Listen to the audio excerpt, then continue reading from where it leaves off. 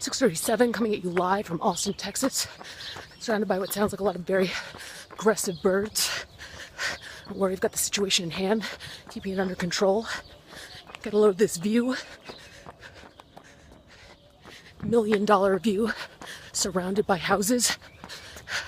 Phil stayed in New York. He's taken responsibility for his own exercise regime.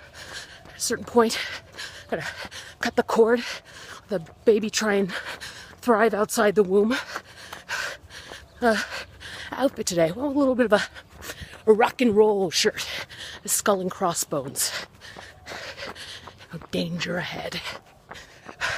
Also wearing orange pants. You know, the reason I'm wearing orange is that, you know, orange is one of the Longhorns colors. I was trying to assimilate wherever I go. You know, locals really appreciate it. Respect the local culture, dress how they dress. You know, also they're not crazy about Yankees up here, I hear, so trying to keep a low profile. Pump up song for the day, Willie Nelson, Mama, Don't Let Your Babies Grow Up to Be Cowboys.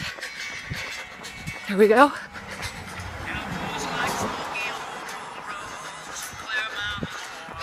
Cowboys do like Clear Mountain mornings, I know that, but it's a long story. And children and girls of the night. It's really complicated people, cowboys. This song always reminds me of an ex-boyfriend. He wasn't a cowboy, but he was a big Cowboys fan. And he also really wasn't a big fan of kids, but he liked Little Warm Puppies and Girls of the Night. So a lot of important people from Texas. Beyonce is one of hey, howdy, lock 'em Longhorns. Yeah. Keeping a low profile, assimilating. Beyonce is one of them. You know, that lyric from Empire State of Mind, BK is from Texas. It's actually talking about Beyonce Knowles. It's loaded inside hip hop. Schooled ya. The Battle of the Alamo also took place here. It's one of those really bloody, tragic battles. You know, I don't know that much about it. You know, glean that much. You know, a true hero from that battle is Davy Crockett.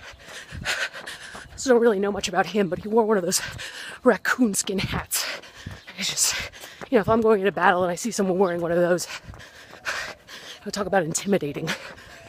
So, in honor of Davy Crockett, you know, inspired and inspiring raccoon hat, let's talk about how you can find some inspiration today. For starters, read something written by a Buddhist. Any Buddhist. You know, Buddhists are truly motivational people. Not because they tell you you should be living in the moment. There's also a great lesson. Because they believe that life is an eternal cycle of suffering. And you get reborn and reborn until you become enlightened and reach nirvana. If that is a goal to get pumped up for, know what is. Know what you're getting pumped for if you're not getting pumped for nirvana. So, you know, read something by a Buddhist. Go to Barnes & Noble. You know, support your local bookstore, even better. Next, you know, spend time in nature. Go look at the stars. Think about how, from another planet, Earth would be outer space. You know, don't think about it too much. So, become a little, you know, I go to a place of paralyzing fear if I think about it too much.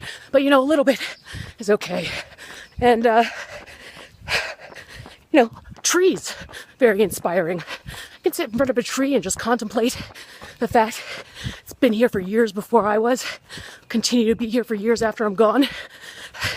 You know, trees inspire me to write. I've just filled reams and reams of paper writing about trees.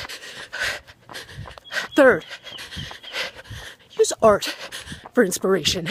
You know, listen to a really inspiring song. Enya is one who does it for me.